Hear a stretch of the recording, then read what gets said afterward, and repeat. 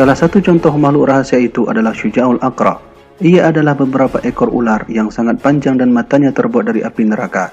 Demikianlah yang telah dikatakan di dalam kitab Tanbihul Ghafilin, bahwa ular ini memiliki mata yang memerah lagi panas.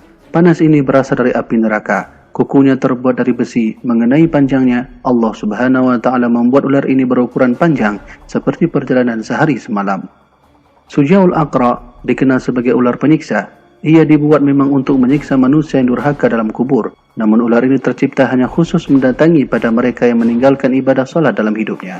Dalam beberapa keterangan riwayat menyebutkan bahwa ketika seorang nanti meninggal lalu ia masuk ke dalam kubur, namun ia tidak pernah melakukan ibadah solat dalam hidupnya, maka ular ini akan bicara. Aku adalah Syuja'ul Aqra. Tuhan telah memerintahkan aku untuk memukul engkau, lantaran engkau telah mengakhirkan solat subuh sampai terbitnya matahari. Akulah jua yang akan memukuli engkau karena engkau mengakhiri zuhur sampai kepada asar. Juga memukul engkau karena telah mengakhirkan salat asar sampai datang waktu salat maghrib. Memukul engkau jugalah karena engkau telah mengakhirkan salat maghrib sampai datang waktu salat isya. Serta memukul engkau karena engkau telah mengakhirkan salat isya sampai terbit fajar. Setelah ular ini berbicara kepada sang hamba durhaka di atas, maka ular ini memukul manusia tersebut satu pukulan hingga ruh mayit tersiksa tadi turun ke bumi sedalam 70 zira atau kurang lebih dari 70 meter. Dan siksaan itu tidak akan berhenti sampai datang hari kiamat. Dalam riwayat lain tertuliskan bahwa ular yang bernamakan Syuja'ul Aqra akan datang pada orang-orang yang meninggalkan solat. Ular Syuja'ul Aqra ini tercipta dari api neraka, kukunya terbuat dari besi, dan setiap kuku panjangnya seperti ukuran perjalanan satu hari. Ular itu akan berkata kepadanya, "Aku ini adalah Syuja'ul Aqra." Suaranya bagaikan petir yang menyambar.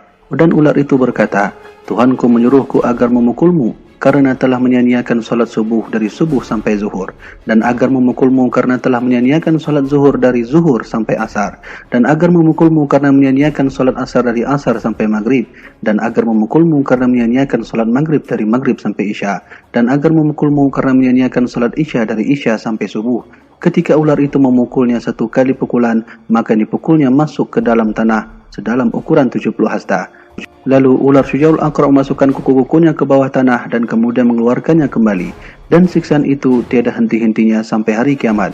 Maka kita mohon perlindungan kepada Allah Subhanahu wa Ta'ala dari siksa kubur. Inilah ular Syuja'ul Aqra yang ganas dan bingas. Ia adalah ular buatan Allah Subhanahu wa Ta'ala yang siap menghancurkan mereka yang tidak mau melaksanakan ibadah solat selama hidup. Berhati-hatilah, faktanya bukan ular ini saja yang menjadi sang penyiksa di alam kubur nanti, namun kemurkaan Allah juga akan turun sebagai tanda menjadi calon ahli neraka yang telah dipersiapkan oleh Allah Subhanahu wa Ta'ala. Berhati-hatilah bahwa siksaan di dalam kubur bukanlah dongeng, bukanlah siksaan yang menceritakan hanyalah cerita. Kita semua akan mati. Jikalau kita mati dalam keadaan baik, maka Allah kirimkan rahmat untuk kita. Namun jika kita mati dalam keadaan tidak baik, yaitu kita tidak melaksanakan perintah Allah Subhanahu wa Ta'ala, maka Allah akan kirimkan siksaan bagi kita. Semoga kita termasuk golongan yang selalu menjadi musallin, yaitu orang-orang yang salat, beribadah, dan selalu menjadi rahmat Allah Subhanahu wa Ta'ala sebagai harapan penuh bagi kehidupan kita hari ini hingga nanti. Semoga Allah membimbing kita selalu dalam menjalani perintahnya. Semoga video ini bermanfaat. Wassalamualaikum warahmatullahi wabarakatuh.